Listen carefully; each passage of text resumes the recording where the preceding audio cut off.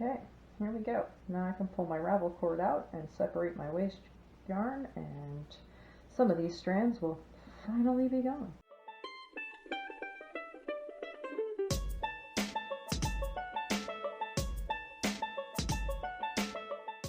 So I have a really long strand to Kitchener with because I'm still hemming and hawing over whether or not I'm going to do my neckband, or seam my neckband down by hand or on the machine. And if I do it by hand, having enough yarn already attached makes way more sense. Okay, so normally with Kitchener, you would do the setup, which is to purl the front and then knit the back. And then you come back to the front, you knit the first one, slide it off, you purl the second one. Well, because we're on the wrong side, we're going to do that backwards. So we're going to knit the front,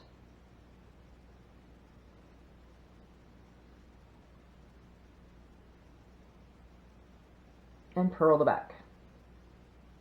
And there's our setup. Okay.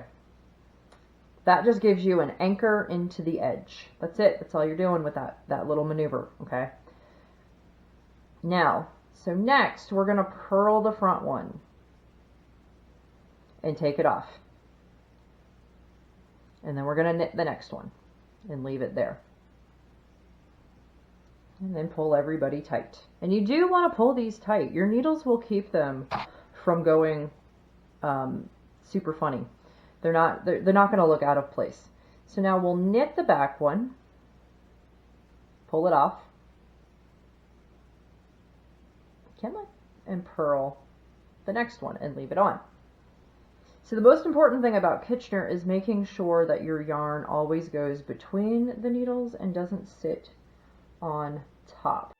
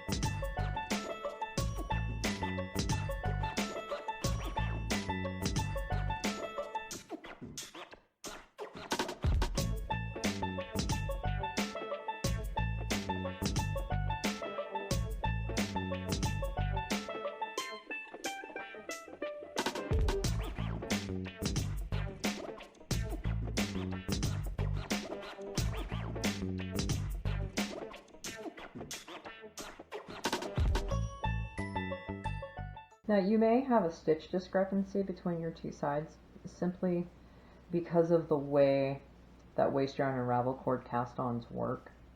And if you do, it's not a huge deal. Just work it as best you can. One of the reasons why I did mine the way that I did was my Kitchener started down at my neckline, so I'm going to end at the edge that I'm going to fold over. So if I do have a bit of a stitch discrepancy, it'll be really easy to hide.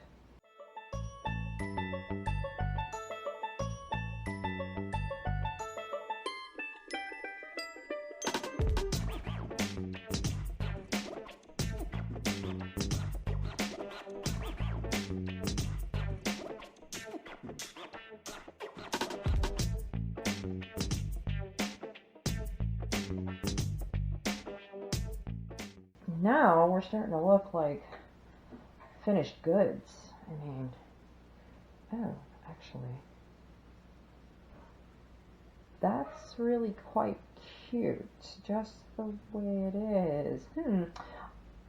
I'm gonna try this on real quick before I take it off. Before I take it off before I fold it over. Because, well, A, I want to make sure that I can get my head in there, but B, I would really like to see that as a rolled collar. because I kind of like what just happened there. As you can see, it's kind of curled right around there, and I'm kind of digging that. I'm gonna leave that just the way it is. So it did get a little tighter, as I said. So if I wanted to, I could completely unroll this and bring it down and tack it down all the way around to give me more of that finished edge. What I may do is actually block this so that it's mostly straight and then just let it fold down. I think I need to see it in a mirror. Alright, so after trying it on and playing with the neckline a little bit, I decided that eventually that neckline was going to unroll and I wasn't going to like it as much. So I went ahead and blocked the neck on it so that I could then sew it down. So, and I blocked it in the same way that I did earlier. I just hit it with a steam iron. And what I'm going to do is kind of tack this down by hand. I'm not going to do a perfect skilled job at it because then I'm going to go back over it with a nice tight zigzag stitch on the edge with the sewing machine. But what I want to make sure is that when I tack this down, I'm getting it even, which is one of the reasons why I started the collar in a place that I knew I could find again, where that knot is. So because my knot is right here, I can feel it on the inside. I can fold this down right there, just past that knot.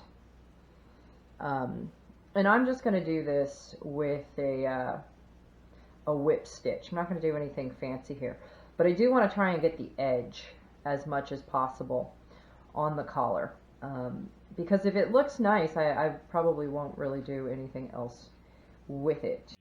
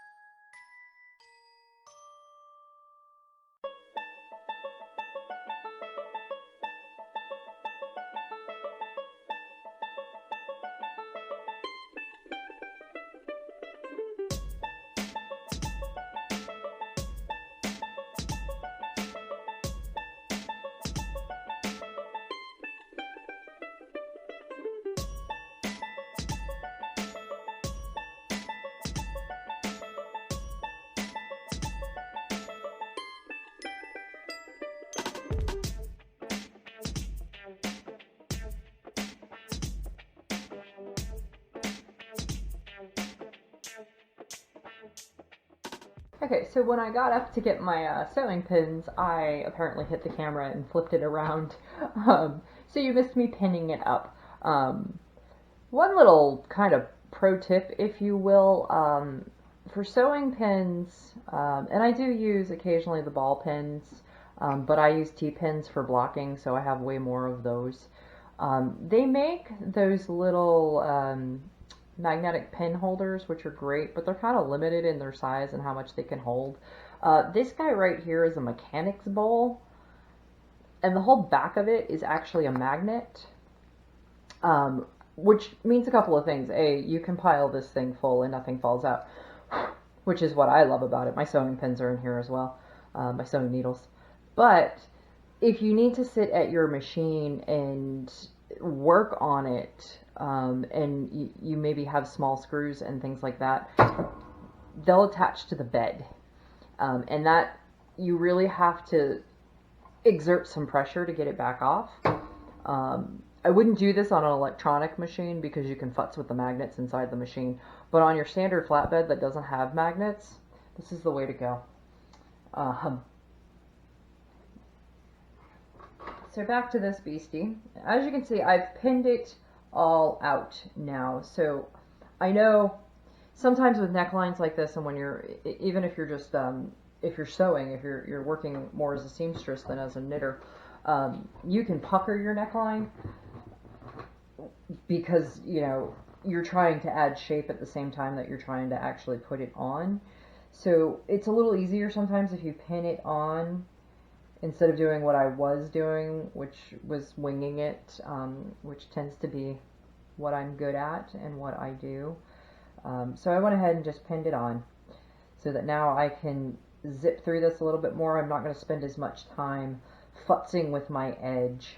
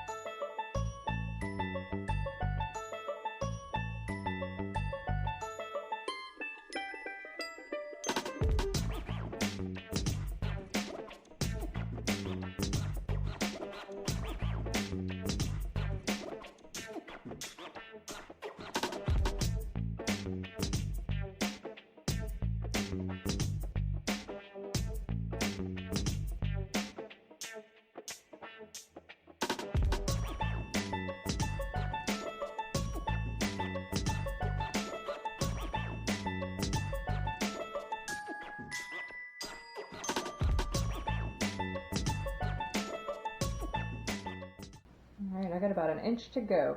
Now if you've done this right, everything should line up quite nicely and you shouldn't have a funny little bend in your collar, which you might be accustomed to seeing as a hand sewer, where if your line gets off just ever so slightly, it twists on itself.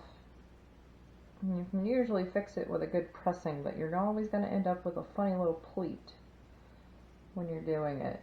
And you just try to put your pleat to the inside instead of the outside.